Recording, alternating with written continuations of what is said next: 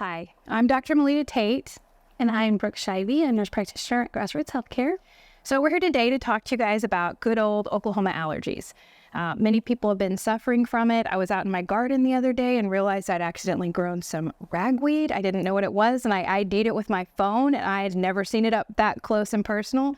But a lot of my patients are coming in with symptoms. So we're going to talk a little bit about the symptoms of allergies, some of the things that you can use over the counter or get from your provider to help you with the allergies. And then we're also going to talk about some things that you could do to kind of prevent needing some of those medications. So what about symptoms? What symptoms are you mostly seeing for your patients? Sure. So a lot of our patients present to the clinic with congestion, itchy eyes, runny nose, a crackly little cough that just persists.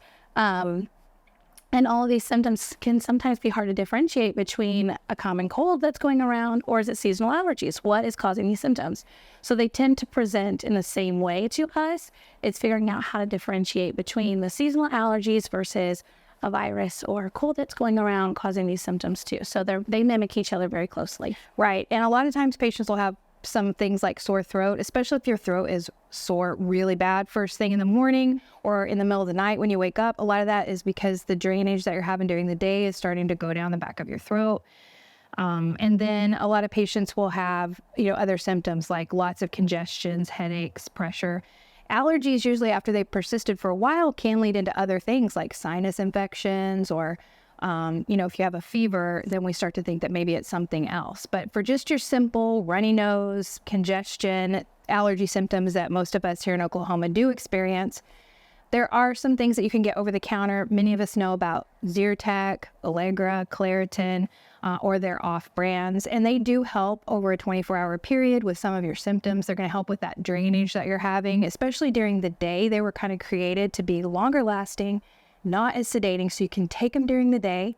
But the good old Benadryl that knocks a lot of us out and makes us sleepy, you can take that at night, especially if you're having that sore throat that comes on first thing in the morning. If you're having lots of congestion, you can get something that has a decongestant in it. Keep in mind that decongestants can raise your blood pressure, your heart rate.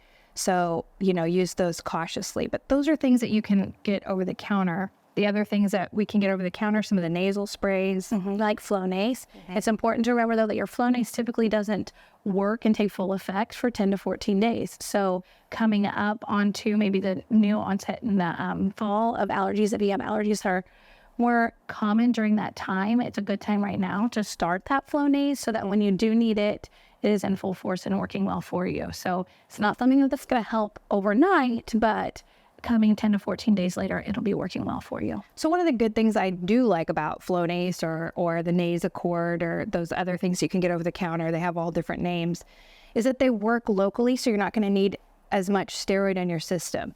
If you've ever come to your doctor's office to get a steroid shot or an allergy shot, that is a systemic steroid, and over time those things can build up in your system. They're hard on your adrenal glands. They work great for people, especially if you've been really suffering.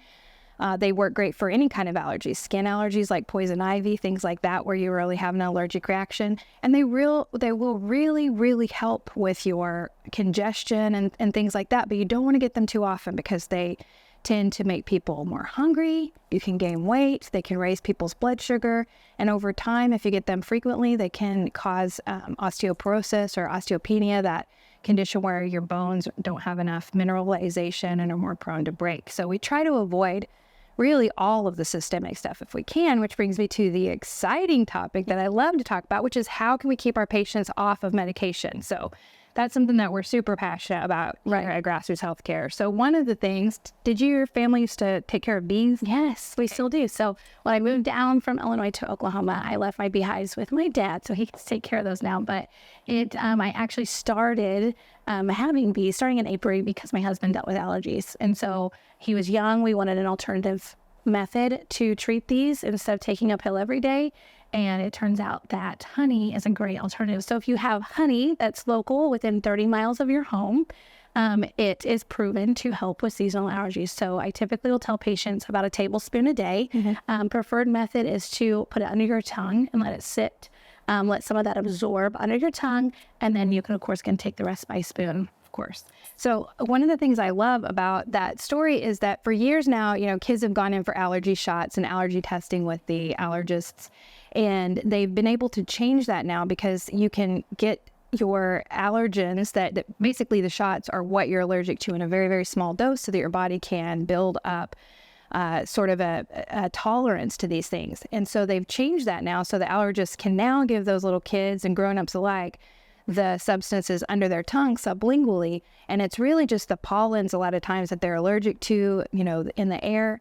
And so we can do that too because bees kind of provide that for us in the honey. So I really love that. That's one of the really exciting things. And two of the other things that are mast cell stabilizers, and we can get into that a little bit more, and antihistamines naturally are bromelain, which is from pineapples. And it is a great digestive enzyme. And we're really not talking so much about food allergies today, but we can get into that more a little bit later. But it also helps with your nasal congestion and allergies. So about 500 milligrams of bromelain for our patients, and quercetin, you can use that as well. And they work synergistically to help inhibit your histamine that's being released that causes all of that, inflammation in your face, nasal congestion, all the runniness that goes down the back of your throat, maybe makes you cough a little bit or have sore throat. So there are some natural things you can do to ward off your allergy season so that hopefully next year, you won't be needing to supply the pharmacy with all your finances, and you can do some natural stuff and keep you off medication. So perfect. And vitamin D. Yeah, that's another big one. Vitamin D, we really test our patients for that. Helps your immune system to work better. And allergies are your immune system kind of acting out of sorts and really overreacting. So if you have your vitamin D in place, that's going to help your immune system to recognize what it should be reacting to, maybe help it not react so over the top to some of these allergies. So keeping that regular in a good range is also a great idea. Absolutely. So if any of these topics are appealing to you, you'd like to reach out to us, our office and phone lines, we're open from 8:30 to 5, Monday through Friday. We'd love for you to reach out to the office. Our team is great here. We will communicate with each other, get you in on the schedule. We would love to meet with you here at Grassroots Healthcare. Yeah, you can reach us at 918-878-7733, or you can chat with us at our website, www.grassrootstulsa.com.